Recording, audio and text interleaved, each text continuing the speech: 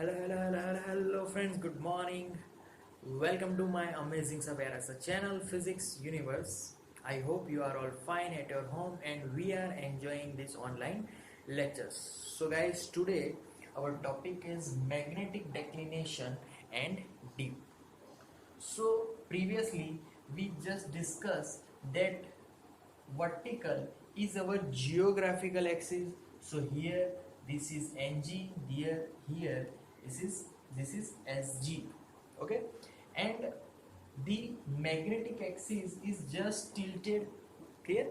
So that this portion is nm and this is sm. Clear? So the angle between geographic axis and magnetic axis, that angle we know that is 11.3 degree.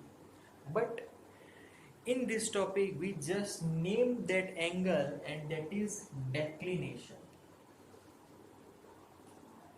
So उसको हम लोग बोलेंगे declination angle. Declination angle places to places are changing. Clear? At Delhi it may some different point 0.48 minute at north and 0.38 minute at south. Clear? So वो places to places change होंगे and other things we discuss in previous topic. So in this particular topic we are just forming the angle of deep. ये आज हम लोग समझने वाले हैं इस एंगल के बारे में, दैट इज डीप एंगल उसको बोलेंगे. तो मान लो कि ये हमारा एक अर्थ है, मानना ही पड़ेगा, पढ़ना है तो ये. तो इस पॉइंट पे मुझे एंगल ऑफ डीप फाइंड करना है. तो उस पॉइंट पे सपोज के हमारा जो टोटल मैग्नेटिक फील्ड है which is downward direction. Okay, उसको मैं नाम दे देता हूँ, it is BE. This is our earth's magnetic field, उस प्लेस पे, उस जगह पे.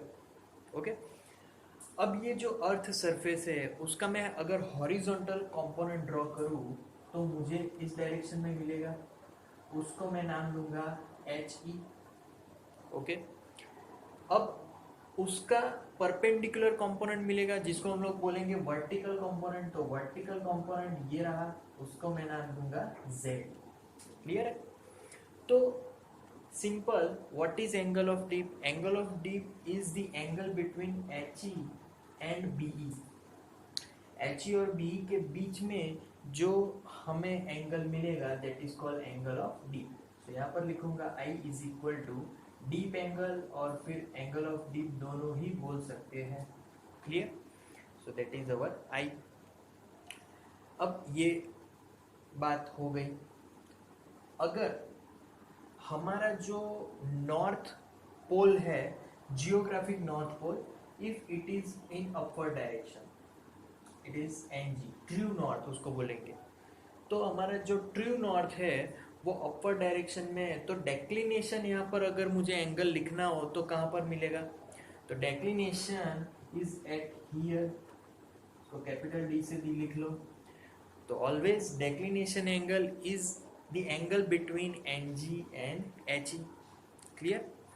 सो यहाँ पर हम लोग इसको थोड़ा जूम करके भी ड्रॉ कर सकते हैं कि सपोज के मेरा एक इस डायरेक्शन में डी ई मिला सपोज, तो उसका उसका हॉरिजॉन्टल कंपोनेंट अगर एच ई है तो the angle between B and H E is I. Okay, अगर एन जी वो हमारा इस डायरेक्शन में रखेंगे, this one is in N G, क्योंकि कोई भी डायरेक्शन में प्लेस तो चेंज होंगे, तो ये हमारा हो जाएगा कैपिटल डी. क्लियर? सो एन जी और एच ई के बीच का एंगल डी. तो ये हमारा एंगल ऑफ डीप हो गया. ओके, अब मुझे एक फॉर्मूला लिखनी है.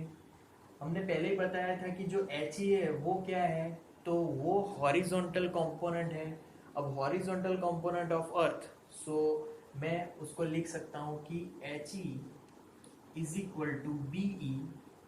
हॉरिजॉन्टल है इसलिए यहाँ पर आएगा cos angle is I. Clear?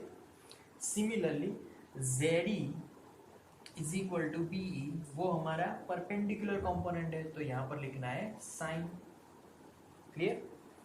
अब रेशियो ऑफ 2 and 1, सो 2/1 करो इक्वेशन को, 2/1 करेंगे तो साइन आई अपॉन कॉस आई, तो साइन आई अपॉन कॉस आई, ये साइन आई मतलब पूरे इक्वेशन को रेशियो में लेना है, B sine I upon B cos I is equal to left hand side, तो Z E upon H E, okay, B must be cancel, so sine I upon cos I is tan I is equal to Z E upon H E.